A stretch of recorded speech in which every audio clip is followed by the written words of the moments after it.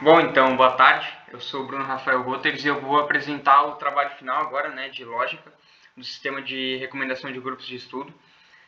Começar falando um pouco da base de conhecimento, dos fatos que a gente tem presentes no trabalho. Começando pelos professores, que recebem apenas um argumento, o nome de cada um deles. São três, no caso, a Alice, o Bob e a Clara. E a gente segue o mesmo padrão para os alunos, que existem seis, no caso, o João, a Maria, a Carla, o Pedro, a Ana e o Lucas, cada um recebendo apenas o nome, para fazer parte dos alunos. E aqui a gente cria a nossa outra base de conhecimento, que é as matérias que cada professor leciona. A gente pega o nome de cada um dos professores e a matéria que cada um deles leciona respectivamente. A Alice, por exemplo, Lógica e Inteligência Artificial, o Bob leciona Redes e a Clara, Programação e Banco de Dados. E a gente segue exatamente o mesmo padrão para os alunos. Recebem dois argumentos, no caso o nome do aluno e o nome da disciplina, igual aqui com o professor, só que era o nome do professor e a disciplina. Não vou ficar me alongando e falando todas as disciplinas, mas, por exemplo, o João estuda lógica e redes, a Maria inteligência artificial e banco de dados, e por aí vai para cada um dos 6 alunos e as suas respectivas matérias para quais eles estão matriculados. E o nosso último fato que a gente tem aqui, o nosso último banco de dados, digamos assim, é a disponibilidade de horário de cada um dos alunos. No caso, o João, que recebe 3 argumentos, o aluno, e o dia da semana e o período, que se é de manhã ou de tarde. O João, por exemplo, ele consegue estudar na segunda de tarde, no período da tarde. A Maria na quarta de manhã e por aí vai.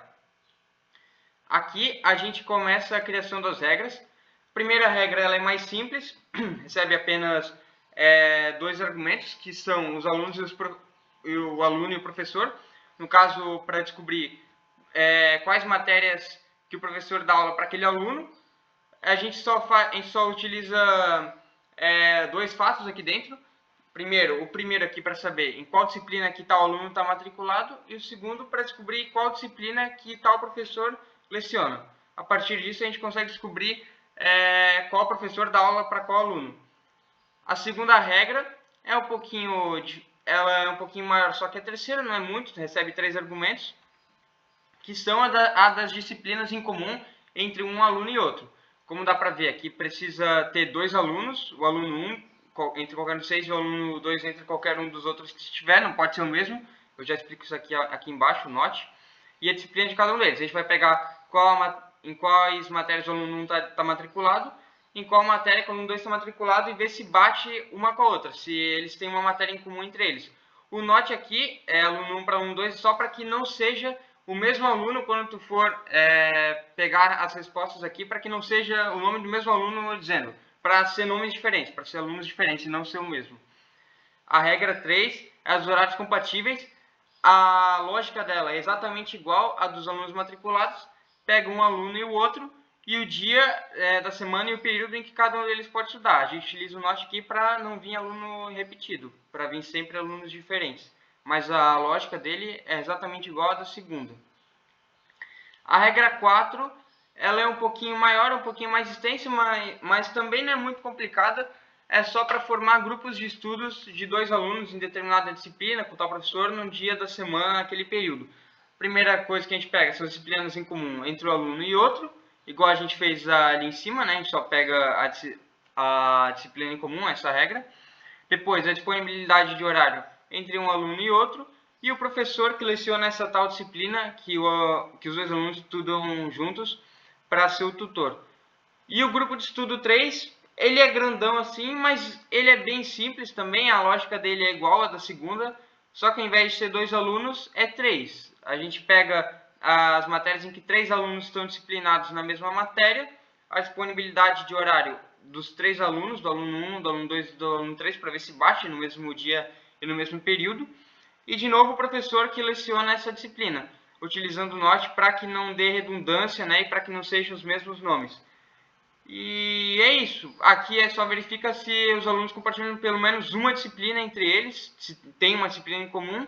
Só vê se o aluno 1 está matriculado em tal disciplina, se o aluno 2 está matriculado em tal disciplina, e verificar se ele compartilha dessa mesma disciplina que o outro. Vai dar true ou false, se não. Vou fazer só alguns testes, não vou fazer de todos aqui, mas vou fazer de alguns. Por exemplo, quais são os professores da Carla? Vamos ver. Vou habilitar aqui. Alice. Alice, de até o Next aqui, é apenas Alice, é a professora da Carla da disciplina em que ela estuda. Das disciplinas, né? Se o João e o Pedro têm disciplinas em comum. Deixa eu só fechar aqui. Sim, a disciplina em comum deles é a disciplina de redes, por exemplo. Vou fazer mais um teste aqui de uma maior ali. Essa aqui, ó. Vamos ver. Calma.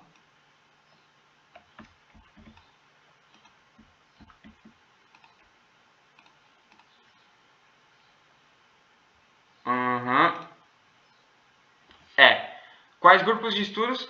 É que aqui daí no caso ele vai botando em outra ordem, né? Mas o João, a Carla, o Lucas e a Alice, eles conseguem estudar, no caso o João, a Carla e o Lucas, né, os 3 alunos, e a professora Alice, eles formam um grupo de estudo na segunda à tarde. É basicamente isso. Deixa eu ver esse aqui, mais um aqui.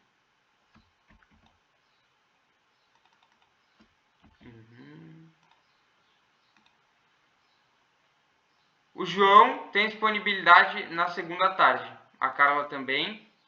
E a Ana também. E o Lucas. É isso. Fiz alguns testes aí. Expliquei a base de conhecimento. As regrinhas. Valeu!